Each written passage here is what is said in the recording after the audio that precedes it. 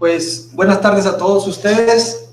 En esta ocasión me han invitado la empresa Agrotech para dar una pequeña plática de algunas bases prácticas de la nutrición en el cultivo del aguacate. Es un poco extraño tener una plática aquí porque pues no tengo la oportunidad de estarlos viendo y no sé quién se está durmiendo o quién está distraído. Pero bueno, vamos a tratar de comunicar pues algunos conocimientos básicos de la nutrición, el cultivo del aguacate. Vamos a tener media hora para exponer esto. Es realmente poquito tiempo, pero pues traté de preparar una buena plática para ustedes. Al final de la presentación vamos a tener una sesión de preguntas, entonces yo voy a estar recibiendo las preguntas a través de WhatsApp y pues por este medio las estaremos contestando. Pues bueno, vamos a dar inicio entonces a la plática. Vamos a mover de aquí.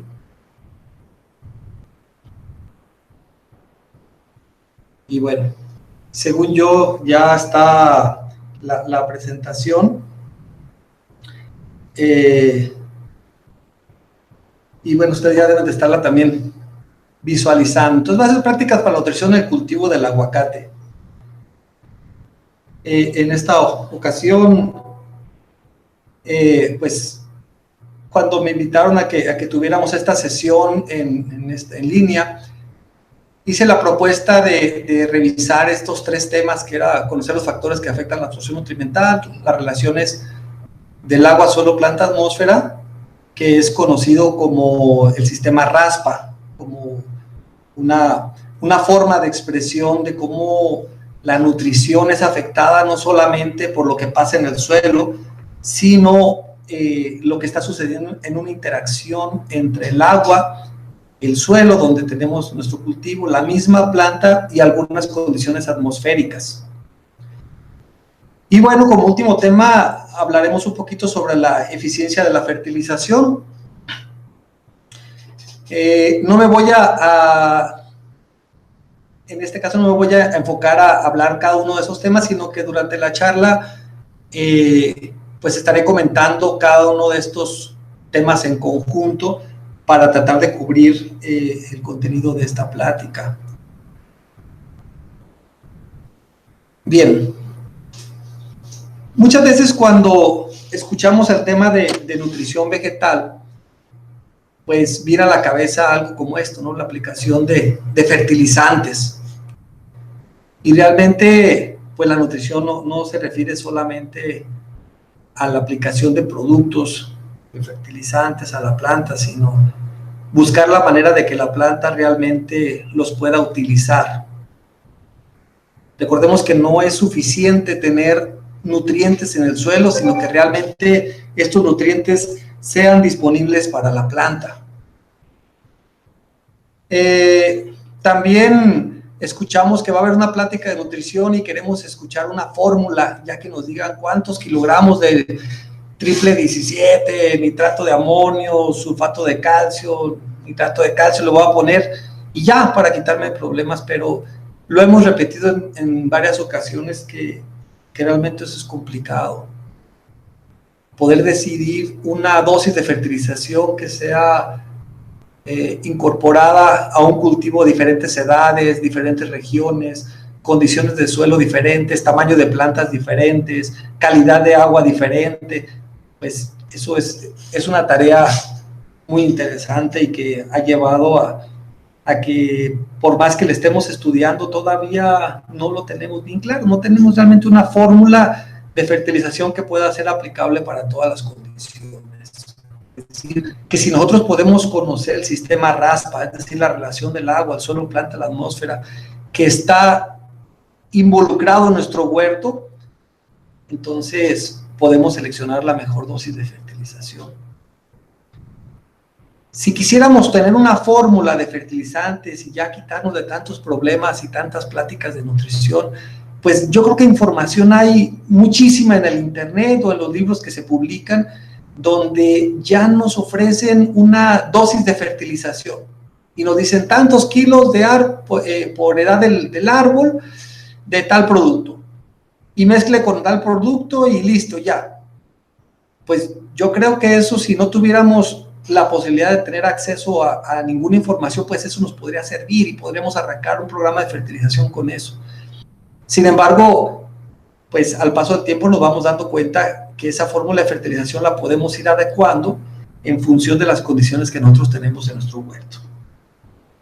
Y entonces estaríamos dando ya el brinco a diferenciar fertilización contra nutrición, porque fertilización es lo que ustedes ven ahí, es aplicar solamente fertilizantes al suelo y listo, ya estamos haciendo fertilización.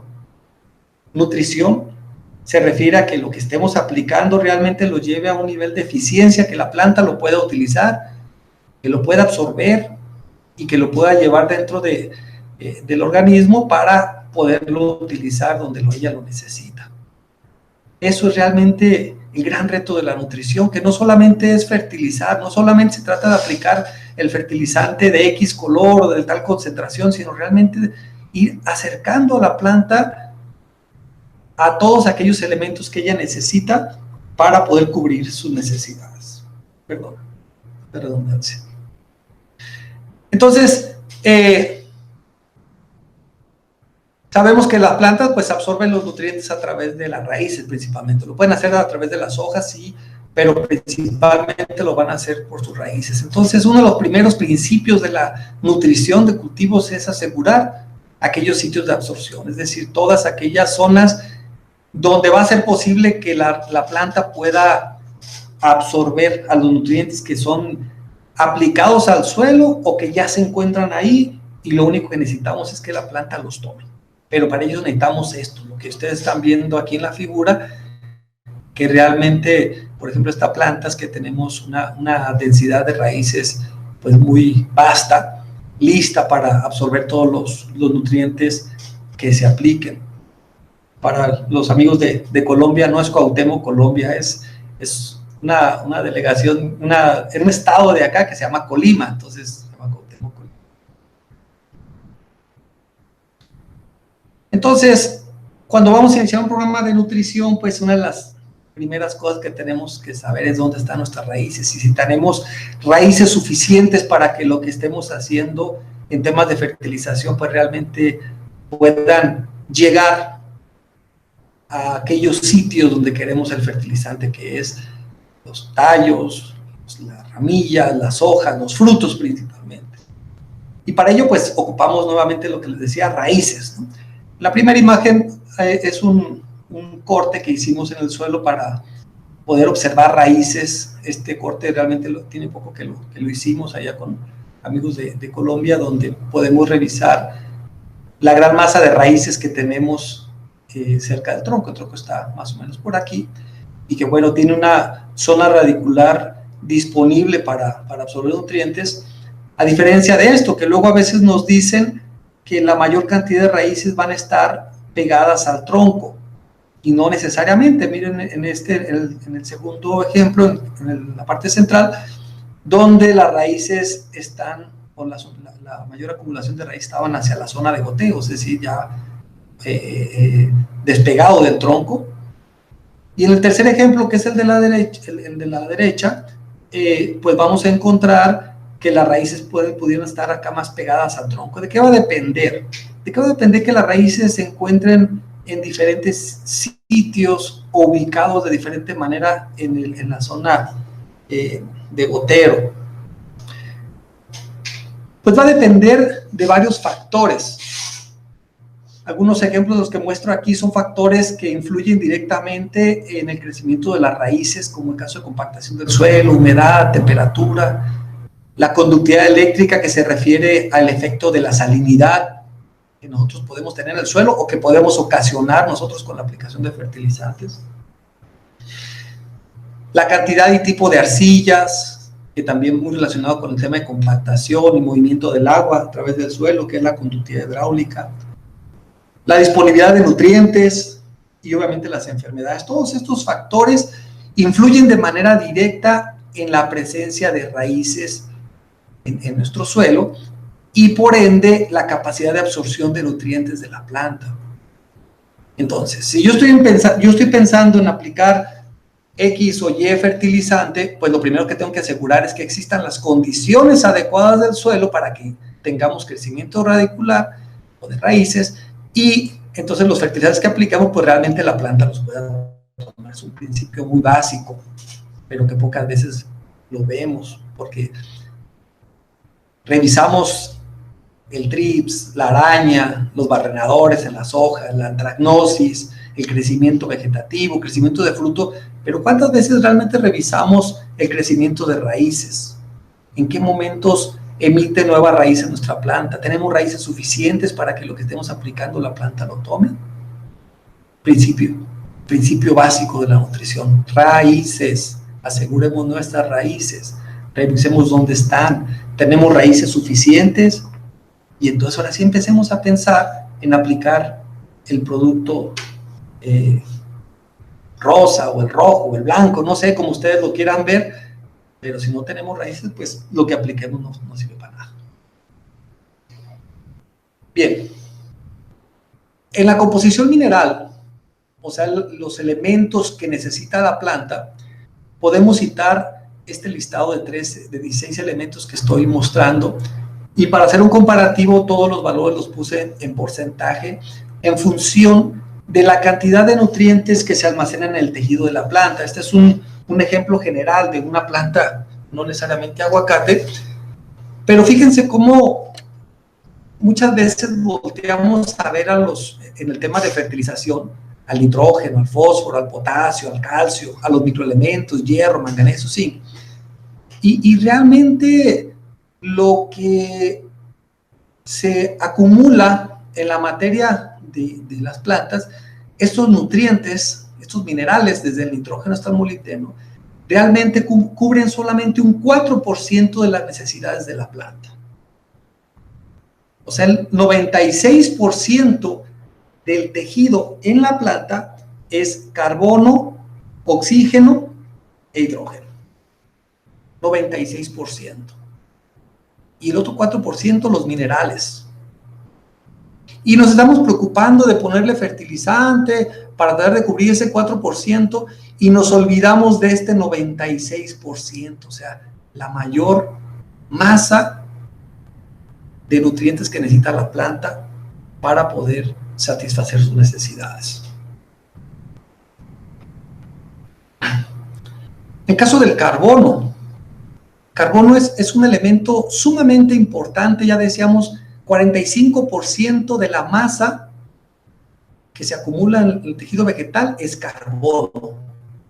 Y ese carbono viene directamente de la atmósfera, del aire. O sea, es un elemento que nos regalan. Pero ese carbono es tan importante como el resto de los elementos. Normalmente no lo volteamos a ver porque es un elemento que se está capturando día con día a través de nuestras hojas. Sin embargo, si una planta tiene un problema en la captura del carbono, pues entonces ya empezamos a tener problemas también desde el punto de vista nutrimental, porque no estamos satisfaciendo ese 45% de necesidad de alimento.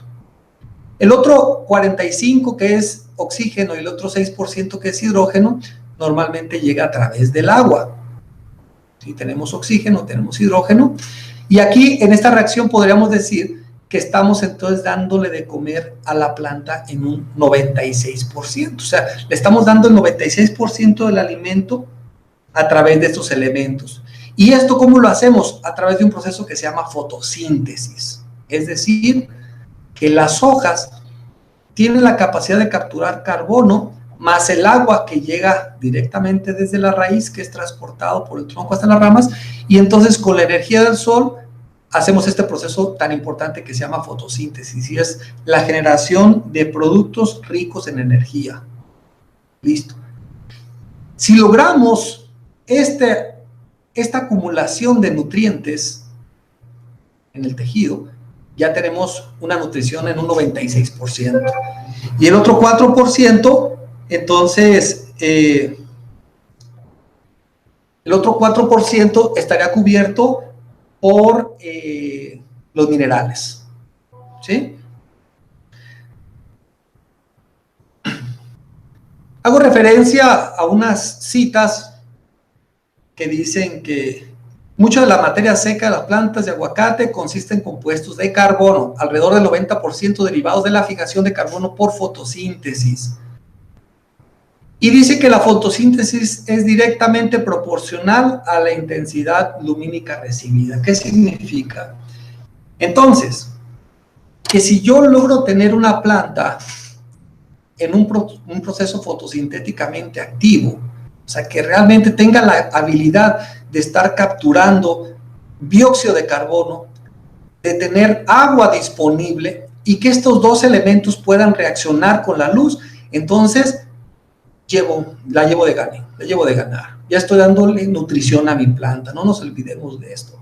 Son el 96% de nuestro tejido están gracias a estos elementos que son capturados por el dióxido de carbono y por el agua. ¿Sí?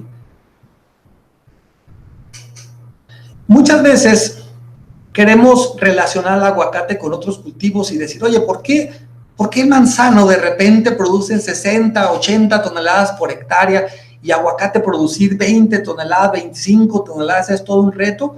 Ah, bueno, pues tiene que ver precisamente con el proceso fotosintético, con la energía capturada o la energía generada, o las moléculas más bien ricos en energías generada a través del proceso fotosintético. Vean esta cita, dice, el contenido de energía de los frutos de aguacate con un 17% de aceite tiene una relación de 4 a 1 pulpa-semilla, o sea, 4 veces de pulpa por 1 de semilla, contiene 8.1 gigajoules por tonelada. Esos gigajoules es una medida de energía. Dice, comparado con 2.9 para el cultivo de naranja y 2.6 para manzano. ¿Qué significa?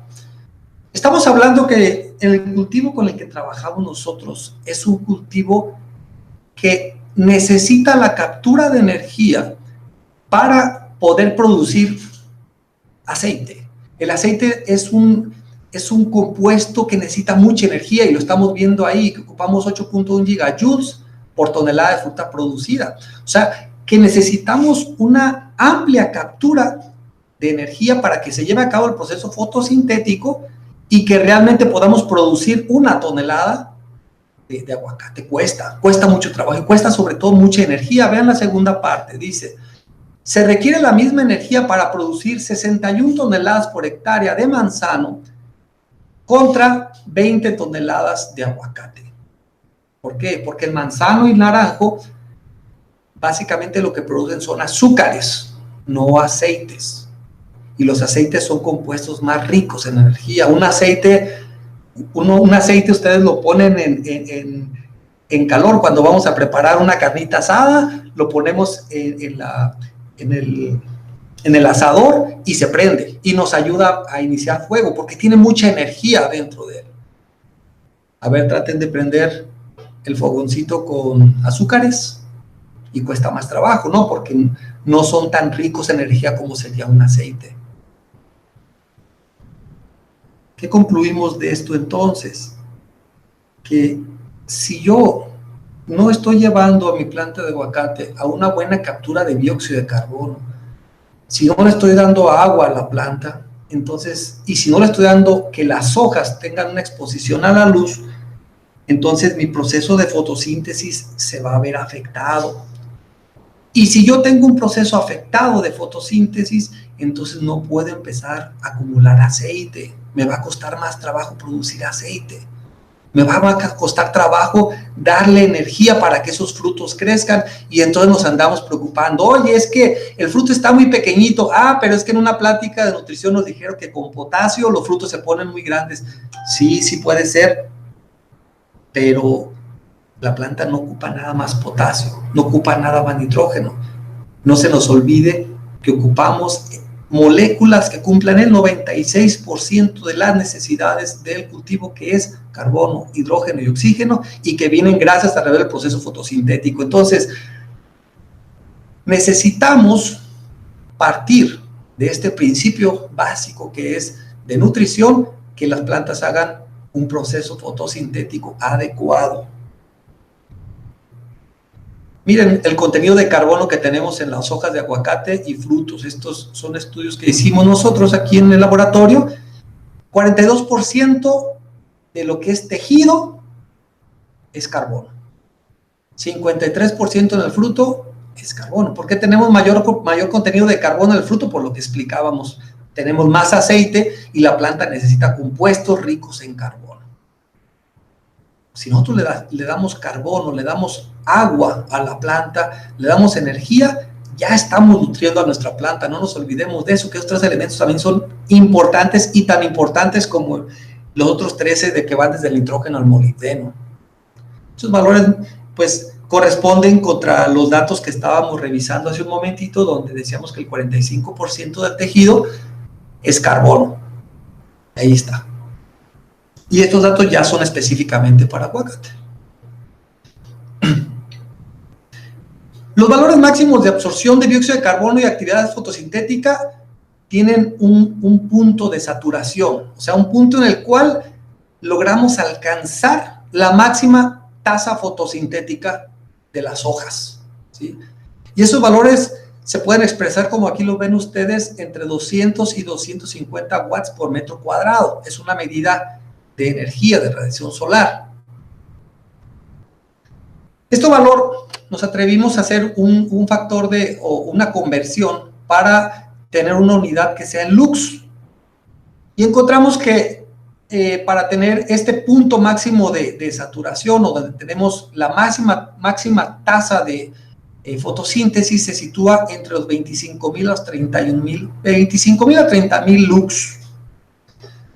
O sea, que si yo quisiera medir si realmente mis plantas están recibiendo, o mis hojas están recibiendo energía suficiente para tener una buena tasa fotosintética, yo lo podría medir a través de algún equipo que mida los watts por metro cuadrado, o un buen indicador que pueden ser los lux. ¿Sí? Esta es una adaptación que hemos hecho porque pues estos equipos que miden en watts por metro cuadrado pues no llegan a ser tan comunes, o cuando los encontramos pues no son tan baratos. Entonces, medirlos en lux, van a ver ahorita que es muy sencillo poder medir esto de los lux y darnos idea si realmente las hojas están recibiendo la suficiente luz. ¿Por qué? Porque la planta también tiene un mecanismo donde detecta que aquella hoja que no esté recibiendo suficiente luz, la elimina. Una hoja que no está recibiendo luz y que no es capaz de hacer fotosíntesis, a la planta no le sirve porque se vuelve una carga. Es un tejido que no está produciendo, pero sí está consumiendo. Cualquier relación con la vida diaria de nosotros, creo que podemos encontrarnos personas que pueden estar en ese sentido, ¿no? Pero bueno. Entonces, lo importante es que a nuestras hojas les llegue la cantidad suficiente para hacer una buena tasa de fotosíntesis y entonces empezar a producir ese tan preciado producto que es el aceite o los compuestos ricos en energía que nos van a activar el sistema metabólico de la planta. Y ojo, es bien importante que aquellas hojas que no estén recibiendo luz son eliminadas porque se vuelven una carga, ¿sí? ¿Cómo medir los lux? Miren, les facilito por aquí una aplicación del celular. Yo creo que ahorita en la actualidad el uso de los celulares cada vez se ha popularizado más y le descargamos un montón de aplicaciones para andar revisando quién sabe qué tantas cosas suceden con nuestros amigos, pero también hay unas aplicaciones muy interesantes y que son gratuitas. Este medidor de lux, aquí como aparece aquí por un costado o aquí directamente en la parte alta, es la forma en cómo pueden encontrar en la tienda de aplicaciones esta herramienta para medir los lux a través de la cámara del mismo celular. Los invito a que descarguen esta aplicación y entonces cuando ustedes tengan esta aplicación exponen la cámara del celular hacia la luz solar. Y bueno, aquí con este relojito que tenemos internamente nos da el valor de los lux. Aquí nos estaría dando, por ejemplo, 25.000 lux. Decíamos que los valores de la fotosíntesis, los máximos puntos de fotosíntesis entraban entre los 25.000 a los 30.000. Y aquí nos está diciendo que en este momento teníamos valores que iban de 25.000. Entonces, está en esa zona donde estaba midiendo la cantidad de radiación, pues podríamos tener una intensidad lumínica aceptable para el proceso fotosintético. Este equipo también nos da los valores mínimos y los valores máximos en donde lo estemos midiendo. Entonces, ahí se los facilito para que le echen un vistazo y ver qué tanto les pueda servir, sobre todo aquellos que ya anden en los temas de podas. Esto es muy importante porque a final de cuentas, cuando hacemos poda estamos nutriendo a nuestra planta porque estamos exponiendo nuestras hojas a la luz. Entonces, si queremos ver si realmente le está llegando la suficiente luz a las partes bajas de nuestro árbol, pues puedo utilizar esta aplicación y algo interesante puede salir de ahí con nuestros datos. Miren, les muestro el efecto que llega a tener la radiación solar sobre algunas condiciones de la planta, en el caso de fenología, específicamente la floración. Esta es otra aplicación que tiene los celulares donde lo buscan como una brújula, y en esta brújula tienen la posibilidad de mostrar los puntos cardinales y aparte darnos la posibilidad de tomar una fotografía al mismo tiempo. En nuestras latitudes, aquí en México, durante el invierno, el sol sale muy cargado hacia el lado sur, que sería este lado de aquí. Y durante el verano, la luz sigue más, o el sol sigue muy recto el movimiento del este al oeste, pero en el invierno su movimiento lo hace cargado hacia el sur. Y vean cómo esta fotografía nos muestra que hacia el lado sur, donde la planta estuvo recibiendo mayor cantidad de radiación, donde está teniendo mayor actividad fotosintética, y aparte el estímulo del sol para la floración, vean la cantidad de flores que tenemos de este lado contra las que hay de este lado, ¿sí? No me dejarán mentir aquellos donde el árbol se empieza a entrecopar, donde los árboles empiezan a juntarse unos con otros, las floraciones ya no se dan en las ramas sombreadas. Las floraciones normalmente se van hacia las zonas soleadas, ¿sí? Ahí podemos ver claramente el efecto que llega a tener la exposición a la radiación solar. Para el caso de México, no me dejarán mentir los que nos ha tocado trabajar con huertos ya de edades avanzadas, que nos encontramos situaciones como estas, donde realmente ya la parte productiva se va solamente a las copas de los árboles y tenemos una zona de consumo de alimento, pero de baja producción de alimento. O sea, estos troncos que están aquí, como no están recibiendo la suficiente luz, recordemos que las hojas que no son expuestas al sol son eliminadas porque se convierten en una carga que solamente está consumiendo alimento y no está produciendo. Entonces la capacidad de producir ese tan preciado aceite pues empieza a disminuir porque solamente empezamos a tener hojas en la parte superior del árbol y entonces empezamos a desperdiciar todas las caras del árbol, ¿sí?, para esa producción de alimento.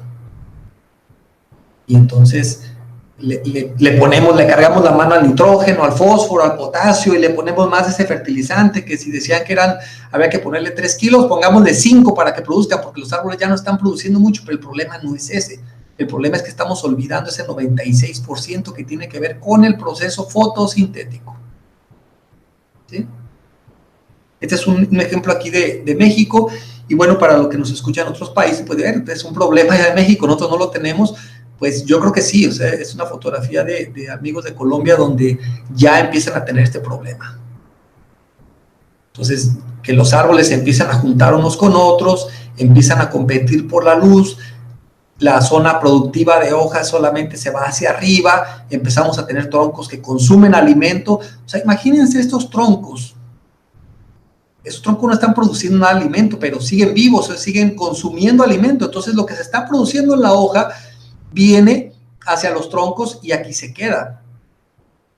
Entonces estamos produciendo madera, pero realmente nos interesa producir fruta, no madera. Bueno, a menos que el productor en este caso se dedique pues a producir madera para cajas o no sé, algún uso que le quieran dar ahí a la madera del aguacate, pues sería una opción, ¿no? Pues mientras más madera mejor.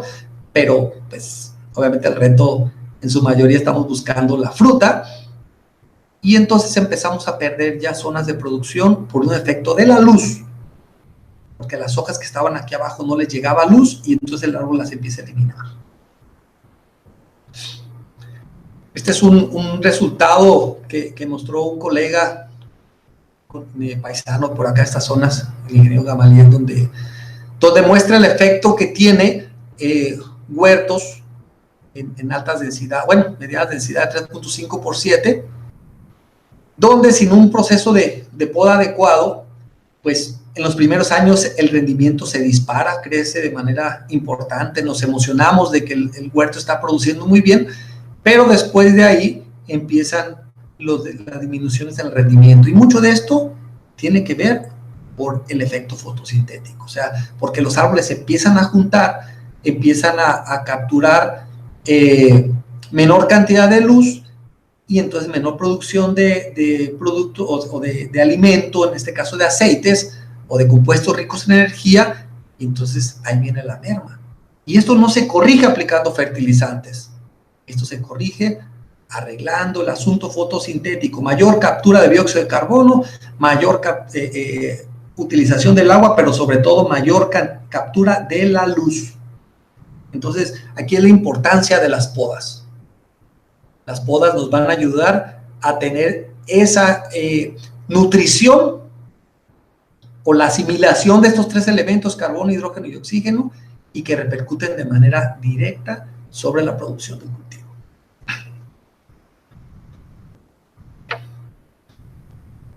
Eso solamente es hablar de un tema atmosférico y de la relación con la planta.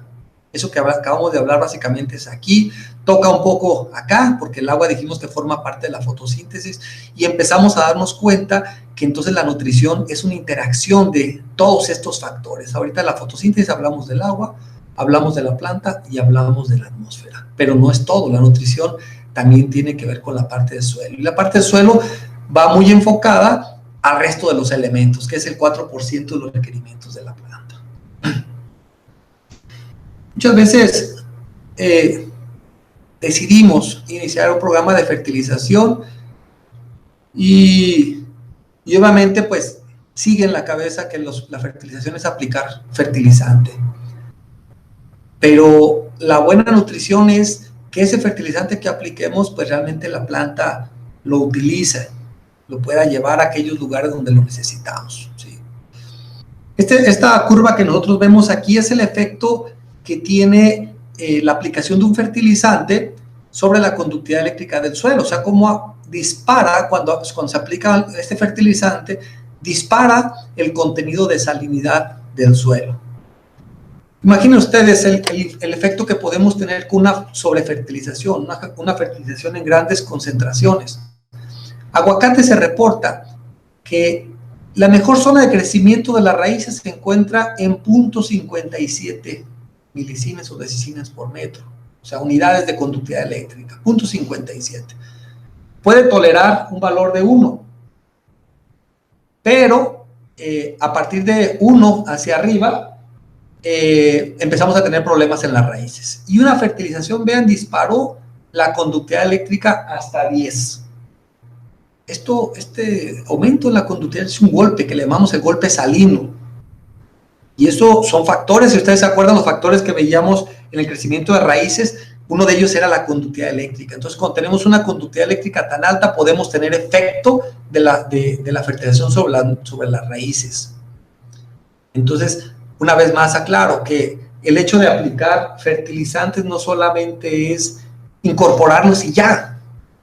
También, ¿qué pasa más allá después de aplicar X o Y fertilizante? Bueno, y después de un tiempo, en este caso el estudio que hizo el doctor Mario Tapia, también colega de Por Estos Rumbos, encontró que en 10 días de que el fertilizante estuvo expuesto a la lluvia, la conductividad eléctrica bajó. Y uno podría decir, bueno, pues muy bien, porque al momento de bajar la salinidad en el suelo significa que la planta está consumiendo el fertilizante. Pero no, en 10 días una planta es incapaz de consumir esto. Aquí hay dos posibles causas. Una, que el suelo haya tenido la capacidad de atrapar los nutrientes, o la otra, que se lavaron y se perdieron. Entonces, ojo con eso, porque cuando fertilizamos y vemos que después de la aplicación de un fertilizante la conductividad eléctrica del suelo va disminuyendo, no necesariamente significa que la planta lo esté tomando. Es muy probable que también estemos provocando pérdidas y pérdidas muy graves. Y pérdidas que nos pueden llevar a cosas como esto. Este es un análisis de agua de las partes bajas cercanas aquí a Uruapan, aquí en México.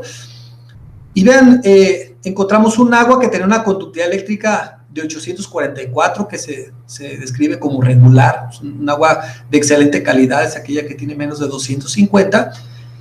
Y tratando de buscar cuál era la sal que estaba provocando esto, miren lo que encontramos: nitratos. Una alta concentración de nitratos cuando nos dice que debe de andar menos de 4. Y lo más probable es que estos nitratos sean consecuencia de fertilizaciones en las partes altas. Entonces, ¿qué estamos haciendo? Estamos aplicando fertilizantes, primero sin ponernos a ver si nuestra actividad fotosintética está al máximo, y la otra, sin saber cuál realmente es la necesidad que tiene mi planta para, con base en eso, calcular cuánto fertilizante le voy a aplicar, porque muchas veces también caemos en el asunto de aplicar fertilizantes y no valorar o no medir cuántas unidades de nutrientes estamos aplicando en todo un año, porque uno de repente se puede espantar. Si vamos aplicando fertilizantes solamente a lo que se nos va ocurriendo, a lo que vamos viendo en la planta, resulta que si la planta consume 100 kilogramos de nitrógeno en una temporada, nosotros podemos estar aplicando 300, 400, hasta 500 o más kilogramos de nitrógeno. La pregunta es, ¿dónde se quedan esos otros 400 kilogramos? A algún lugar se van. Y el problema de estas aguas es que, pues, si se lo ponemos a una planta, a gusto, porque esto es alimento para las plantas, pero si esta agua la consumen los humanos, es un agua que puede ser cancerígena. Entonces, también está en nuestras manos qué tanto estamos repercutiendo a las condiciones ambientales. Un trabajo que hicimos con un compañero aquí en la facultad, el ingeniero Jairo, hicimos un ensayo para ver la lixiviación de los nutrientes que teníamos, específicamente hablando de nitrógeno, aquí en la zona productora de aguacate en Michoacán. Y utilizamos la técnica de las ondas de succión, que son tubos de plástico con unas puntas de porcelana, donde nosotros podemos extraer la solución del suelo. Nosotros aquí instalamos sensores a 30, 60 y 90 centímetros de profundidad. Y obviamente la hipótesis nos decía que si yo aplico el fertilizante en el suelo y llega a los 30 centímetros, pues sabemos que la mayor cantidad de raíces absorbentes en el caso del aguacate están en esa profundidad. Y entonces, si yo aplico fertilizantes y lo encuentro a 30 centímetros, pues yo diría que el nutriente está llegando a donde lo quiero, la zona de absorción. Sin embargo, si lo encuentro a 60 o 90 centímetros, pues ahí lo que me estaría demostrando es que puedo tener pérdida ya del fertilizante y que quedan fuera del alcance de las raíces. Este estudio nos arrojó estas gráficas. La primera gráfica que les muestro es la concentración de nitratos a 30 centímetros, 60 y 90 centímetros. Fíjense cómo después de la aplicación, básicamente se ocuparon 15 días para que la concentración de nitratos se elevara. ¿Qué significa? Que está llegando a donde lo queremos tener, alimentar a nuestra planta. Pero realmente el tiempo que duró en esos 30 centímetros fue muy corto, porque por los pocos días la concentración de nitratos cayó. Pero cuando la concentración de nitratos cayó en 30 centímetros, en 60 centímetros comenzó a subir, que me dice que estos nitratos ya están moviéndose a este perfil. Ya podemos empezar a hablar de que el fertilizante se está perdiendo, lo estamos sacando de las zonas de absorción y están yendo a zonas más profundas. Lo preocupante es que en los pocos días la cantidad de nitratos también disminuyó y lo encontramos por acá, los 90 centímetros. ¿Qué significa? Lixiviación.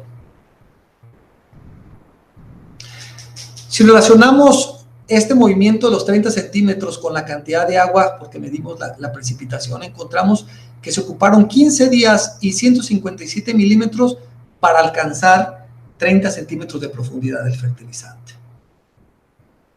O sea que realmente en nuestras condiciones, pues bajo este suelo que nosotros trabajamos, que era un franco arenoso, pues no se ocupa mucho para que el fertilizante se mueva a capas más profundas. ¿Qué pasó a los 60 centímetros? Ocupamos 455 milímetros de lluvia, 30 días, para que estuviera en 60 centímetros. Estamos hablando que con esta precipitación ya el fertilizante se estaría perdiendo.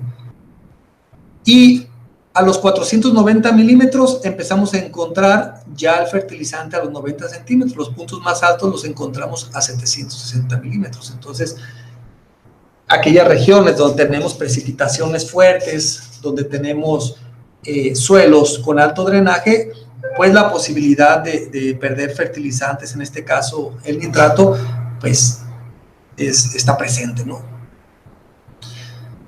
Después quisimos ver la situación de pérdidas de fertilizantes a través de la volatilización. Es decir, la forma de pérdida del nitrógeno en forma gaseosa. Porque el otro nitrógeno se pierde solamente para abajo, también se va en forma gaseosa. Y entonces hicimos un trabajo donde evaluamos la pérdida por volatilización aplicando fertilizantes como la urea de liberación controlada, nitrato de calcio y testigo. Aplicamos dosis correspondiente a 150 kilogramos de nitrógeno por hectárea. Pues nos tocó todo un reto ahí, no teníamos el equipo para medición de la volatilización, pero pues lo queríamos hacer y entonces ahí nos tocó jugar un ratito a la química y pues diseñamos una trampa que nos permitió medir el fertilizante que se convertía en gas. Es una trampa que está basada en unos tubos de PVC con una trampa ácida para capturar el nitrógeno que se pierde. ¿Qué es lo que encontramos? Miren, el trabajo, cada una de estas flechitas que están aquí muestran los momentos en los que se aplicaron los tratamientos y estos picos que tenemos aquí se refiere a la urea. O sea, lo que nos dice es que a los pocos días que se aplicó la urea, dispara la cantidad de nitrógeno que se pierde por volatilización y entonces después disminuye esa pérdida. Después de la segunda aplicación, nuevamente se dispara la volatilización de nitrógeno y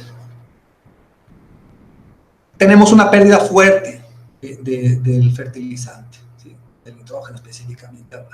En la tercera aplicación, la pérdida fue menor por cuestiones de lluvia. Tuvimos un periodo de mucha lluvia donde le estamos relacionando nosotros a que esa cantidad de agua que hubo en el suelo permitió capturar más el fertilizante y que no se perdiera por volatilización. Vean lo que pasó con la urea de liberación controlada, o sea, es aquellos compuestos que tienen la capacidad de ir liberando poco a poco el fertilizante, sí logró controlar las pérdidas por volatilización de manera importante. En el caso del nitrato de calcio, pues no hubo una pérdida. ¿Por qué? Porque la forma en cómo se pierde el nitrógeno en la atmósfera es en formas amoniacales, no formas nítricas. En términos, decía un profesor, en términos de kinder. Si yo tengo amonio en mi molécula, el fertilizante es sujeto a volatilizarse. Sulfato de amonio, fosfato diamónico, fosfato monoamónico, los que tienen amonio son sujetos a volatilización. La urea tiene un compuesto muy parecido al amonio y por eso tiene las cualidades de volatilizarse.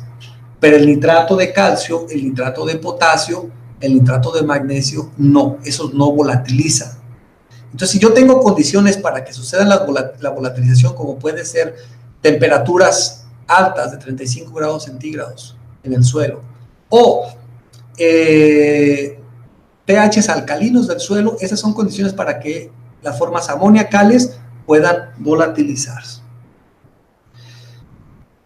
Bajo un ambiente controlado en el laboratorio de la Universidad Michoacana, hicimos un ensayo con base en los mismos tratamientos, le agregamos solamente sulfato de amonio para en condiciones controladas poder ver el efecto que tenía la volatilización bajo condiciones de laboratorio.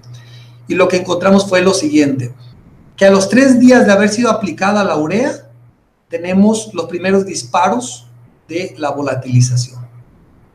O sea que la urea por sí sola volatiliza, pero entonces aquí cabría la pregunta, oye, es que nos han dicho que la urea tiene un efecto ácido en el suelo, ¿sí? O sea, tiene un efecto a largo plazo, es ácido, la urea acidifica, sí, pero a corto plazo, cuando la urea se está transformando a formas de amonio, de urea a amonio, se genera un ambiente alcalino y recordemos que el ambiente alcalino produce volatilización. Entonces la urea, de manera autónoma, se está provocando que el nitrógeno se vuelva volátil. No me dejarán mentir aquellos que entran a o cuando entramos a una bodega que hay urea, que se siente aquel aroma que nos destapa las narices como si fuera Big Vaporub, y es el amonio, es el amoníaco que se está liberando de la urea en forma de gas. Estamos perdiendo nitrógeno cuando detectamos esos aromas. En los estiércoles, muchos de los aromas que recibimos de los estiércoles están en procesos de composición, que también sentimos que nos destapa la nariz, es amoníaco que se está perdiendo, porque muchos de los estiércoles, cuando se compostean, tienen pHs alcalinos. Vean lo que pasó con el sulfato de amonio, la línea azul. Por aquí abajo no se alcanza a notar, pero va aquí abajo junto al testigo, que realmente el sulfato de amonio no volatilizó. Sin embargo, la urea de lenta liberación sí volatilizó, pero de manera muy baja comparado contra la urea normal, ¿sí? Entonces, esos productos pues, nos podrían ayudar. Pero podremos decir, oye, pero entonces estás diciendo que el sulfato de amonio puede volatilizar. Sí. Pero si yo aplico el sulfato de amonio en un suelo ácido, el sulfato de amonio en condición ácida no volatiliza. El sulfato de amonio en condición alcalina sí volatiliza. Y para demostrar eso, les muestro unas gráficas ahorita más adelante.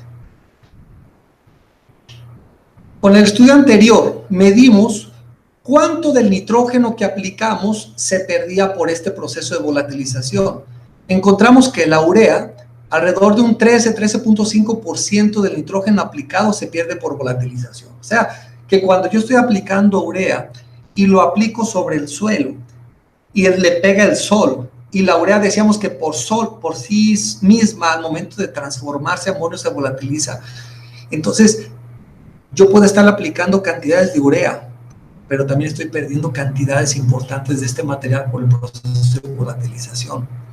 Se fijan entonces cómo el asunto de la fertilización, no solamente, o el asunto de la nutrición, más bien no solamente se trata de aplicar fertilizantes, sino que realmente asegurarnos que se pierda lo menos posible y que tenga un mayor efecto sobre nuestras plantas.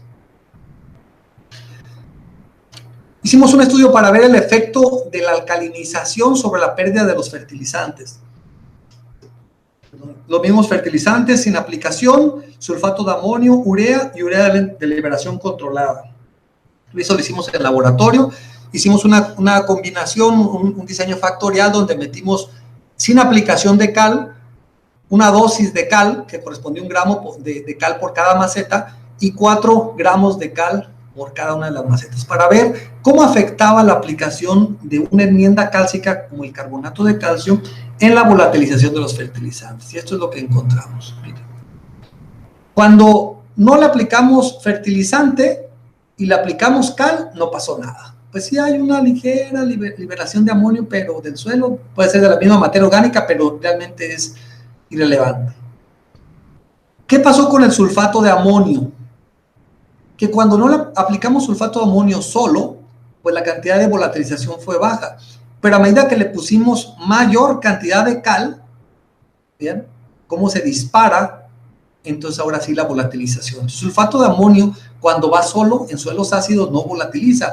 Pero si le agregamos un compuesto alcalino, como puede ser la cal o como puede ser compostas de reacción alcalina, nosotros mismos estamos haciendo que nuestra fertilización no sea eficiente. Y vean lo que pasó con la urea. Decíamos que aunque no se le aplique cal, la urea volatiliza, pero si eso lo mezclamos con cal, vean cómo dispara todavía más la cantidad de nitrógeno volatilizado.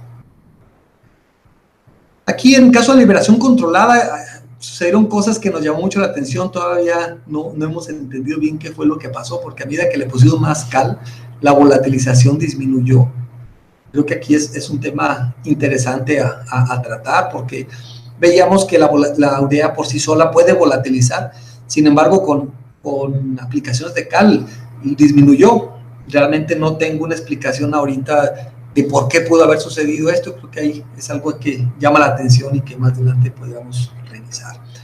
Entonces, aquí cabe la importancia de que cuando hagamos una fertilización, entonces también busquemos cuál fertilizante realmente nos conviene mezclar con cuál. porque muchas veces queremos aprovechar la aplicación y entonces aplicamos todos los productos juntos sin saber si realmente existe una compatibilidad entre ellos, o si uno va a ser afectado por el otro, o si pues tenemos un efecto como el que estamos viendo aquí en el sulfato de amonio. He escuchado algunos comentarios, allá los amigos de Colombia que me platicaban que a veces podían juntar la aplicación de materiales cálcicos con urea, que qué tan bueno era eso, y bueno, de acuerdo con estas gráficas, pues estaríamos diciendo que eso no sería lo más adecuado. Y si hay una duda como esto, podemos hacer un ejercicio muy sencillo, nomás si les pido que tengamos mucho cuidado para hacer este ejercicio, es en un frasco poner un poco de urea granulada y olerla, tratar de olerla, y no huele a nada. Si le ponemos un poquito de cal agrícola o hidróxido de calcio, la cal de construcción, y la agitamos, ese fertilizante, sin acercarnos, nomás no le peguen la nariz allá al frasco, sino con una mano pueden aventar un poquito del aire que se está liberando del frasco, y luego da el aroma a amoníaco. Y eso es precisamente este efecto que les estoy mostrando aquí, la pérdida de nitrógeno por volatilización. Otro tema importante que tiene que ver con la nutrición es la calidad del agua. Y esta calidad de agua, pues muy relacionado también con la salinidad del suelo.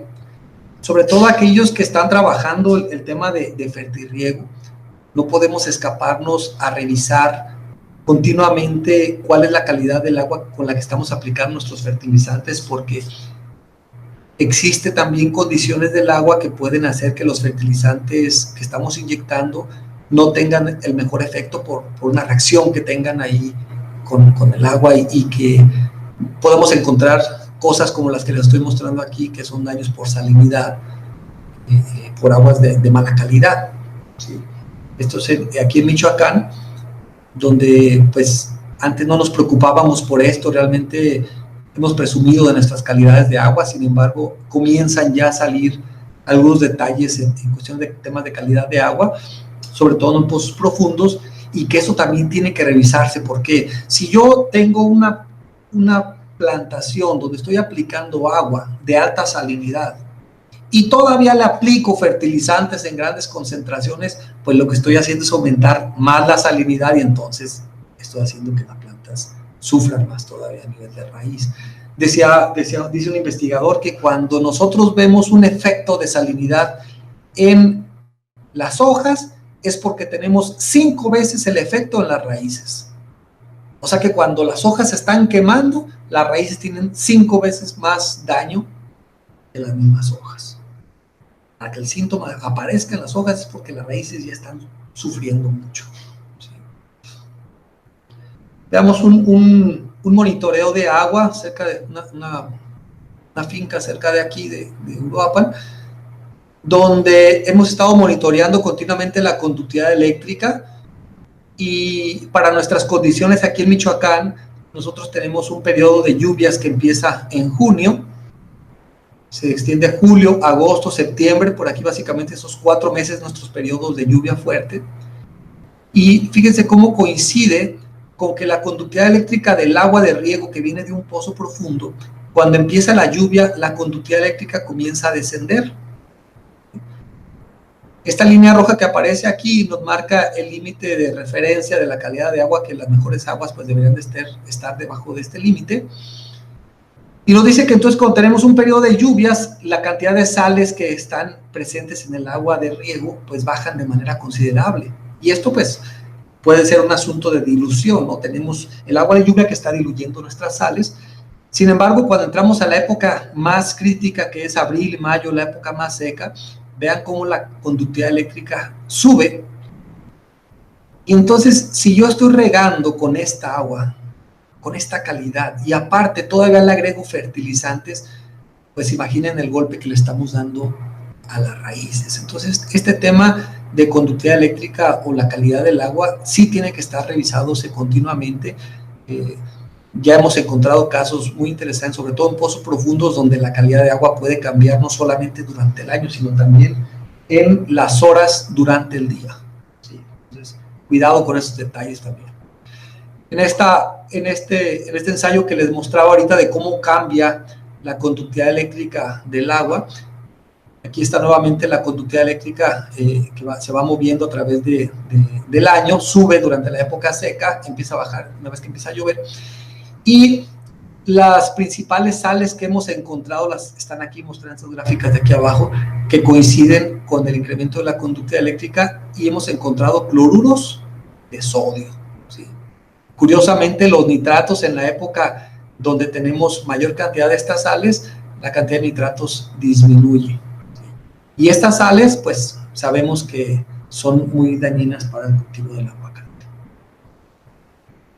Por último, quiero terminar para también dar un espacio para algunas preguntas, que también muchas veces, así como este ejemplo que muestro aquí en el tema del cobre, es algo que es muy visual. También, pues, el hecho de estar aplicando dosis de fertilización sin una buena medida, podemos empezar a generar problemas de contaminación de nuestros suelos. Esto que vemos aquí son extractos del suelo para analizar microelementos. Esta muestra que está aquí, ustedes se fijan, es una muestra muy clara, donde la cantidad de microelementos es baja. Entonces, cuando hacemos el extracto, pues se nota esta coloración. Pero vean esta distinción que tenemos aquí. Cuando hicimos el extracto de este suelo, la coloración azul por un asunto del cobre. El análisis de suelo, que les muestro aquí los resultados, nos arrojan valores de 300 partes por millón de cobre, cuando los valores de referencia que nosotros utilizamos son menos de 10 partes por millón de cobre en el suelo.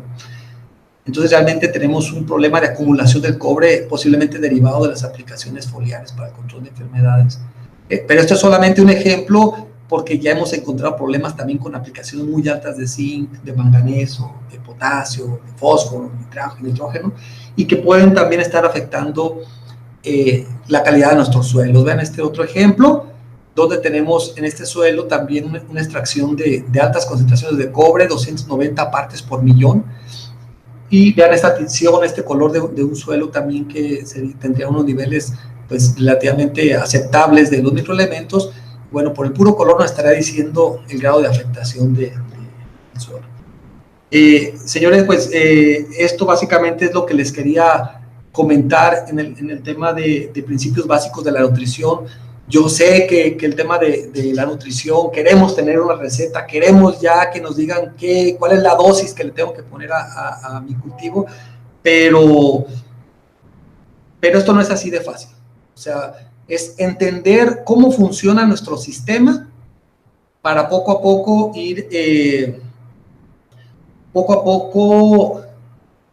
ir ajustando esos valores de fertilización a nuestras condiciones, ¿sí?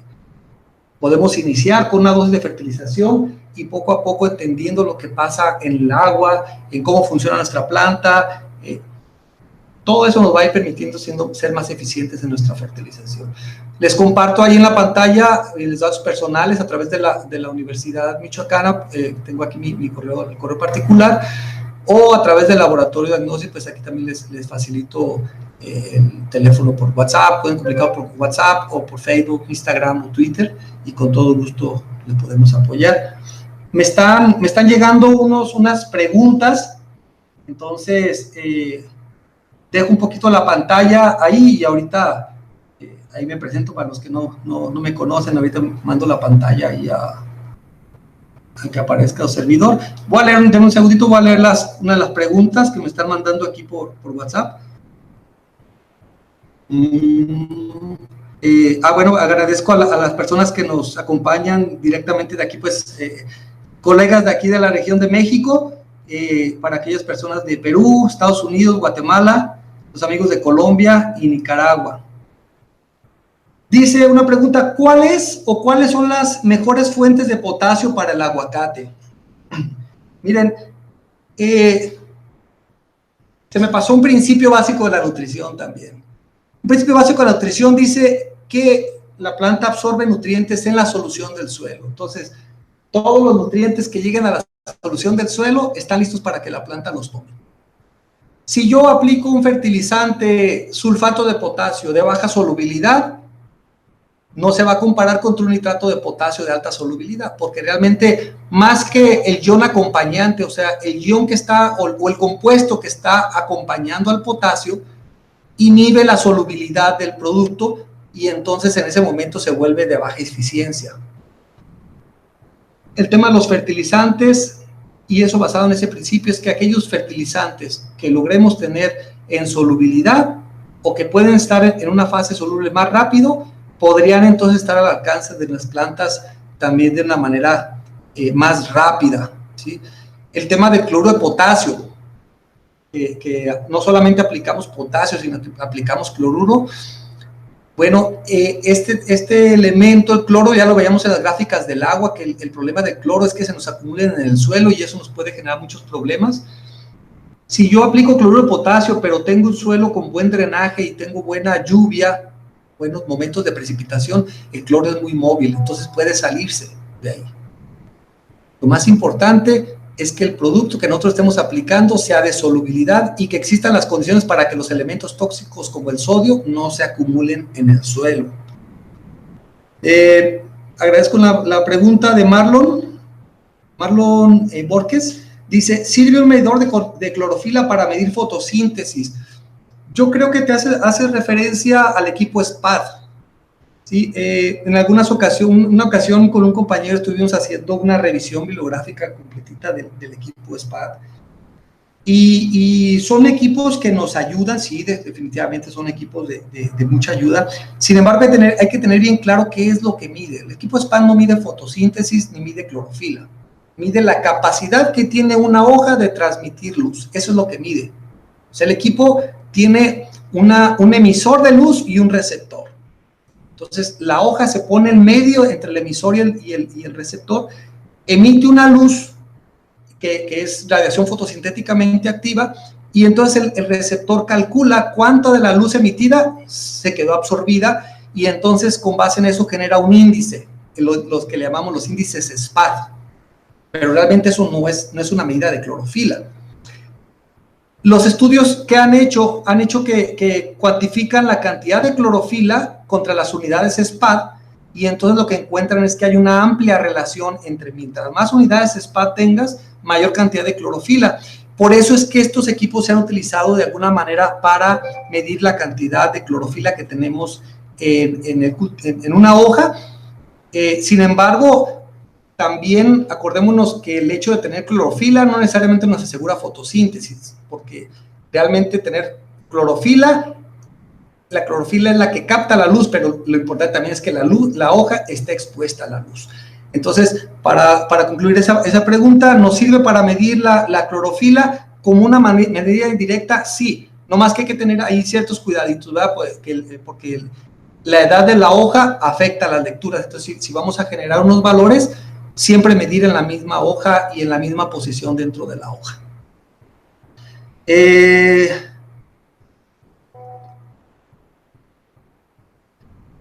¿Existen valores de luz para otros cultivos? Sí, los existen. No los tengo ahorita aquí a la mano, pero con todo gusto te lo puedo conseguir para que los tengas a la mano. Sí, eso no tengo ningún problema. Paulo César Delgadillo. Hola, quisiera saber si las zonas con alta afectación de sombrío tienen también mayor grado de aborto de las flores y frutos pequeños que se cuajaron. Sí, definitivamente. Los frutos que son expuestos también bueno, primero, desde la floración. Las flores que logran crecer en condiciones sombrías son flores muy débiles. Y desde ahí ya venimos arrastrando un problema al momento de la cuaja. Entonces, veíamos hace ratito que las flores tienen que estar expuestas a la luz. Sin embargo, también cuando tenemos una exposición muy fuerte, también hemos visto cómo los frutos pueden dañarse, ¿no? Por una exposición tan fuerte a la radiación solar. Entonces, ocupamos pues también algunas hojas de protección.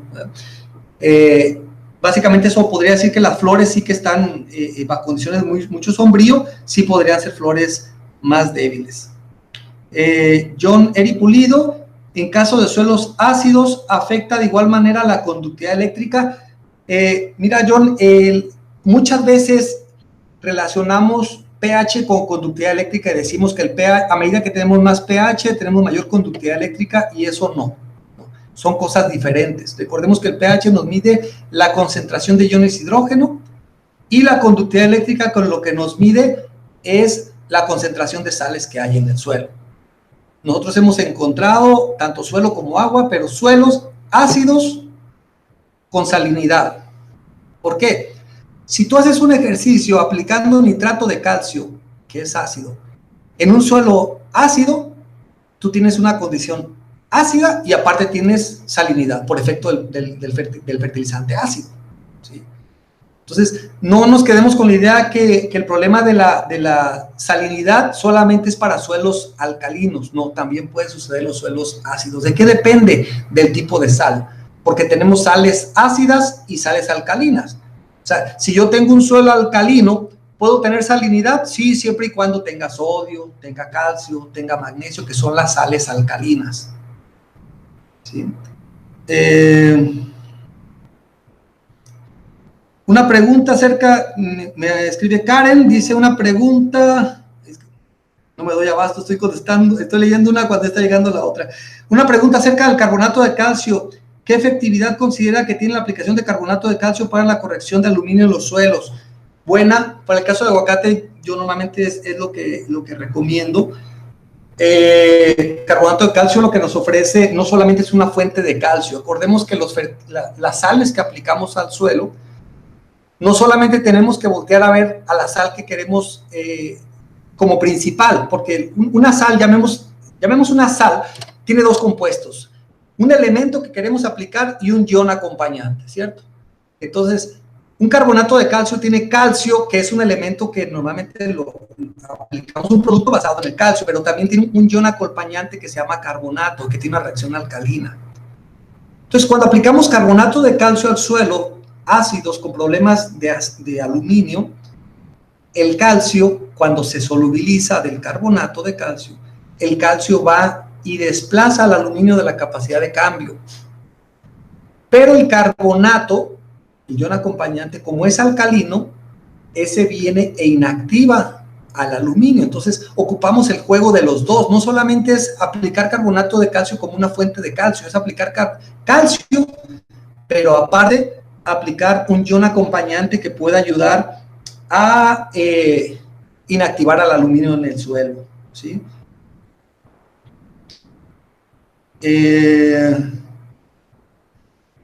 José Osvaldo Mendoza Chávez, ¿qué recomendaría en un cultivo que está regándose con aguas de retorno, aguas alcalinas, y se fertiliza con urea y sulfato de amonio? En su experiencia, ¿qué enmienda fertilizaría y cómo aconsejaría abonar? Bueno, el problema de la volatilización se da cuando el amonio se transforma en amoníaco. O sea, tenemos una molécula que es NH4, se transforma en NH3. Esto ocurre cuando el amonio no está disuelto en el agua. Entonces, cuando el producto está disuelto en el agua, la volatilización no sucede.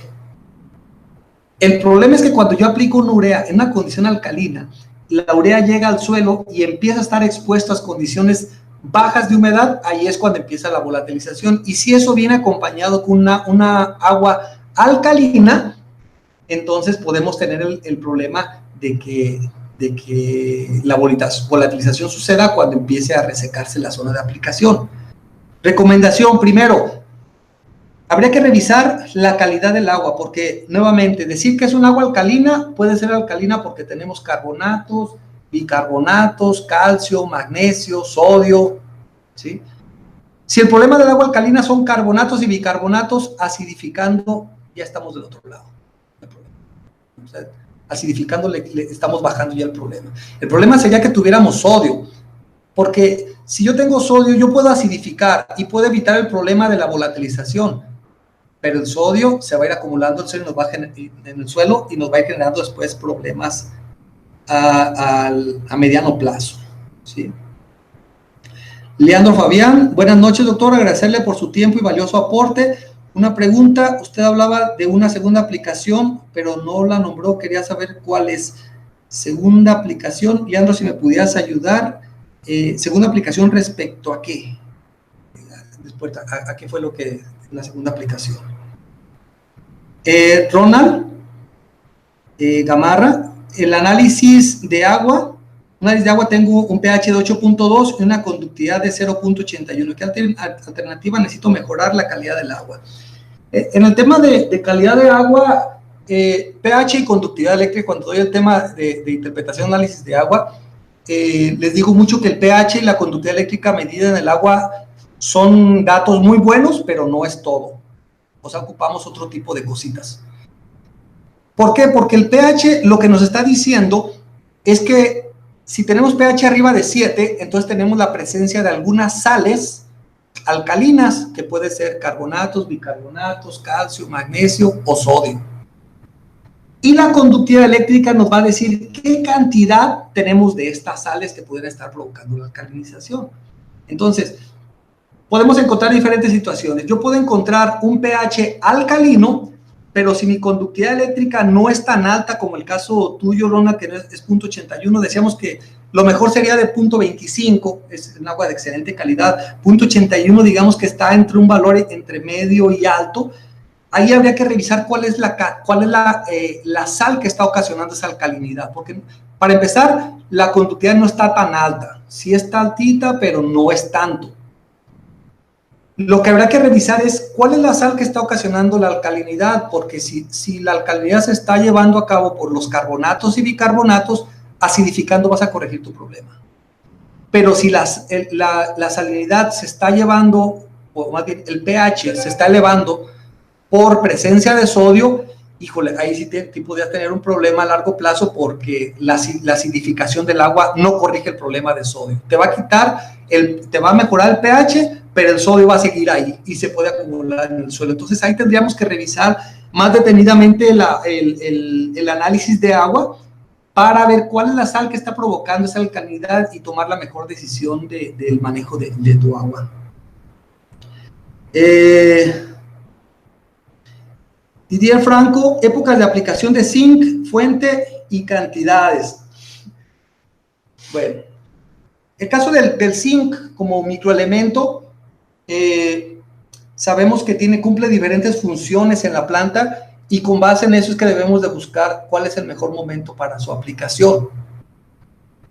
Zinc se ha visto que tiene una función sumamente importante en la parte de floración, ¿sí? En la floración, estaba leyendo unos artículos hace unos pocos días donde decía que se ha descubierto que el zinc tiene que ver mucho con la parte masculina de la flor, la producción de los estambres, la producción del grano de polen, la viabilidad del grano de polen. Entonces es importante que el zinc esté en la flor, cerca de la flor, cuando viene el periodo de brotación. Entonces, si yo fertilizo a través del suelo, yo tengo que asegurar que ese zinc que estoy aplicando llegue al periodo de floración. No lo tengo que aplicar durante el proceso de floración, porque entonces ya se me fue el tiempo, la planta no lo absorbe tan rápido. Entonces yo tendría que estar previniendo las aplicaciones del zinc para que lleguen al momento de la floración, es decir, 2 o 3 meses antes de que suceda el fenómeno, ¿sí? Y si fuéramos vía foliar, pues entonces sí lo podríamos estar aplicando ya más cercano al evento, en los primeros momentos de apertura de las yemas tamaño coliflor, por ejemplo, primeras aperturas. Ahí podría ser un buen momento de las aplicaciones junto con el boro. De las fuentes, o sea, creo que de fuentes hay muchas. Tenemos los sulfatos, tenemos los quelatos. Personalmente utilizo muchos sulfatos acondicionados con algún ácido húmico, alguna sustancia húmica para ayudar a la quelatación orgánica. Dosis vía foliar, pues podríamos estar aplicando 2-3 kilos por cada mililitros de agua. 2 kilos, menos 2 kilos vía foliar por cada mililitros de agua. Al suelo, pues sí dependería mucho del tamaño del árbol, de los niveles de zinc que hay en el suelo, y que es lo que decíamos, que poder decir que una dosis, oye, pero dígame, tomamos una dosis, bueno, quieren una dosis, pues en un árbol grande que tenga un radio de copa de 5 metros, medio kilo hasta 1 kilo por temporada, sí, pero eso no es una regla que va a cumplir en todas las condiciones. Sí necesitamos conocer más el suelo y el tamaño de la planta.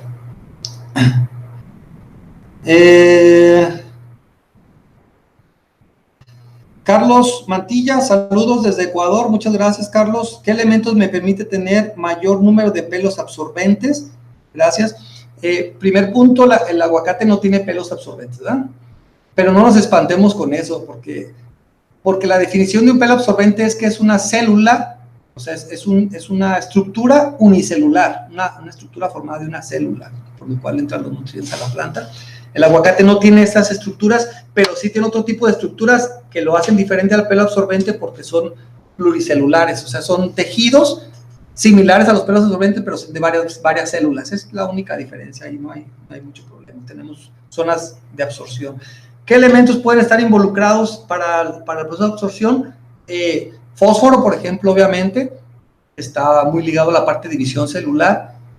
Calcio para la formación de la cofia de la raíz.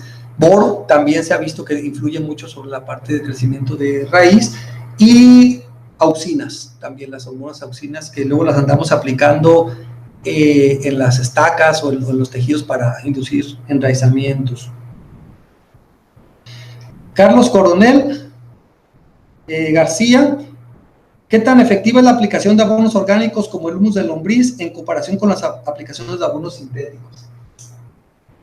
Mira, la planta absorbe nutrientes en formas iónicas. El potasio más 1, calcio más 2, magnesio más 2. Entonces, si yo logro aplicar un fertilizante que me pueda liberar nutrientes en formas solubles, entonces la planta las puede absorber, ¿sí?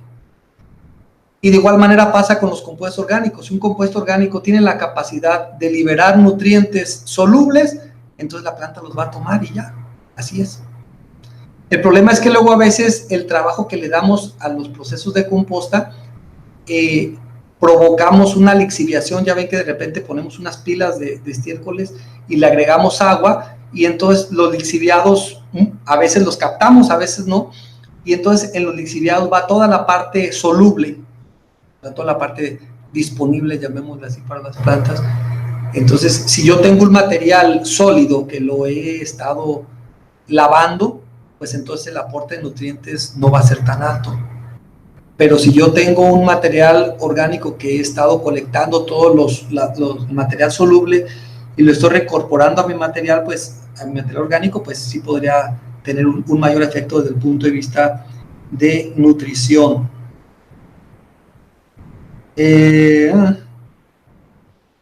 Joel Aguilar, cuando se presentan problemas de alta saturación de sales en el suelo, como la imagen de su presentación, ¿cómo se debe hacer, aparte de realizar análisis de agua, utilizar para el riego el cultivo para corregir este problema? Mira, Joel, es lo mismo. Primero, tenemos que hacer un buen diagnóstico, o sea, saber cuál es la sal problemática. Si no sabemos cuál es la sal que está afectando, entonces vamos a estar tratando de corregir cosas sin un juicio claro. Entonces, primero tenemos que saber cuál es la sal problemática. ¿Por qué?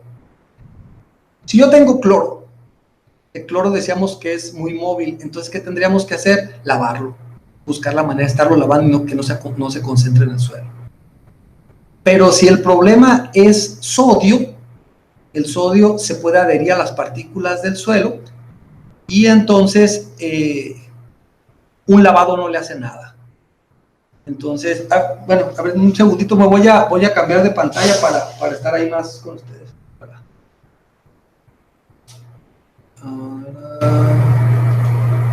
Ay.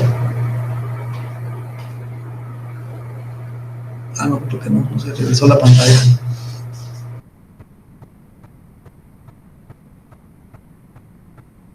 Una disculpa, no supe cómo regresarme, pero bueno, les explico entonces aquí.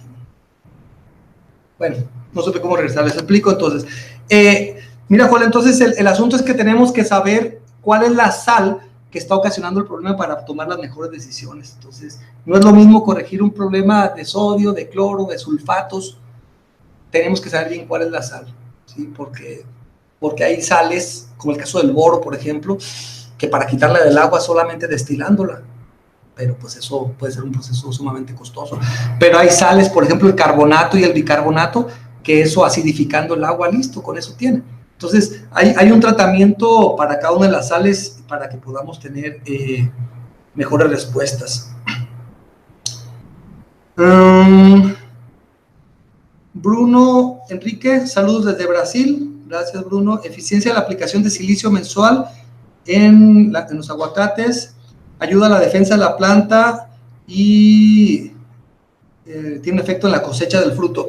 Sí, yo creo que el silicio se ha visto como un elemento benéfico que llega a tener efectos importantes en los cultivos, pero volvemos otra vez. La gran importancia de los productos que estemos aplicando son solubilidad. Entonces, yo puedo tener un producto que tenga altas concentraciones de silicio, pero si ese producto no es soluble, no funciona, porque acuérdense que la planta absorbe en formas iónicas, formas solubilizadas en la solución del suelo. Entonces, ahí en el tema del silicio hay que asegurarnos que sea un producto soluble y definitivamente sí hay respuestas, se han visto muchas respuestas en diferentes cultivos a la aplicación de silicio. Gonzalo Hernández también preguntaba algo sobre el silicio, va en el mismo sentido, ocupamos formas solubles. Cuidado con eso nada más, porque si yo puedo agarrar tomar una roca que tenga altas concentraciones de silicio, pero ese silicio está ligado al aluminio, al oxígeno, que me den unos silicatos de aluminio, una forma de difícil descomposición, solamente se lleva a cabo a través del intemperismo. Pues aunque yo aplique eso, pues ahí va a quedar en el suelo, y recuerden que no basta con aplicar nutrientes al suelo, ocupamos que realmente sean solubles para que la planta lo pueda tomar. Henry Andrés Molina, ¿podría por favor explicar cuál debe ser el rango de conductividad eléctrica adecuado para el desarrollo adecuado de la planta? En el suelo, Henry, se ha visto que la mejor conductividad eléctrica es 0.57, pero también ese valor es muy relativo. O sea, no es lo mismo tener un 0.57 de sodio que un 0.57 de potasio. Entonces, este 0.57 es muy relativo, pero normalmente se ha manejado en el suelo como un valor, el más adecuado para el cultivo de aguacate, 0.57 medido en el extracto de saturación, una técnica de laboratorio. Y la calidad del agua, obviamente se busca que sea menor de 250 microsiemens. El primer valor que te decía, 0.57, son decisiemens por metro, medido en el extracto de saturación, y 250 microsiemens por centímetro medido en el agua de riego. Son los valores que se han manejado como los adecuados para este cultivo, pero no olvidemos que la conductividad eléctrica nos mide concentración de sales, pero no nos dice cuál es la sal. Entonces, ahí hay que tener mucho cuidado en manejar ese valor. Por eso les decía que la conductividad eléctrica nos sirve, pero no nos dice todo. Nos ayuda para saber cuando podemos tener riesgos de algún golpe salino, pero también hay que rascarle un poquito para verificar cuál es la sal que tenemos ahí, ¿verdad? Señores, pues yo con esto espero haber resuelto las preguntas que me estaban aquí facilitando. De todos modos, yo les dejo ahí mis datos con todo gusto a través de WhatsApp o por el Facebook, Twitter o Instagram, o directamente por correo electrónico. Con todo gusto podemos ayudarles, podemos atender, y será un gusto poder saludarles directamente con ustedes. Pues que pasen muy buenas noches. Parece ser que tenemos programado más adelante un curso ya más organizado, con temas más a profundidad en la cuestión de nutrición. Y bueno, pues será un gusto compartir con ustedes nuevamente algunas de las experiencias que hemos vivido en este tema del cultivo del aguacate. Señores, que pasen muy buenas noches y estamos a sus órdenes.